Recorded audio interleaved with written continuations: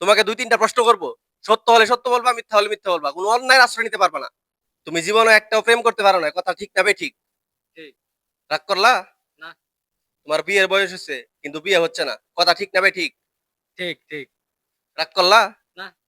তোমার কয়েকটা প্রশ্ন করবো, সত্য হলে সত্য বলবা, মিথ্যা হলে মিথ্যা বলবা, কোনো অন্যায় আশ্রয় নিতে পারবা না। হাতটা একটু মুট করো। তুমি 20 বছর ধরে ফেসবুক ইউটিউবে ভিডিও বানাইতেছ, কিন্তু একটা ভিডিও ভাইরাল হইতেছে না, এর কথা সত্য না মিথ্যা? সত্য।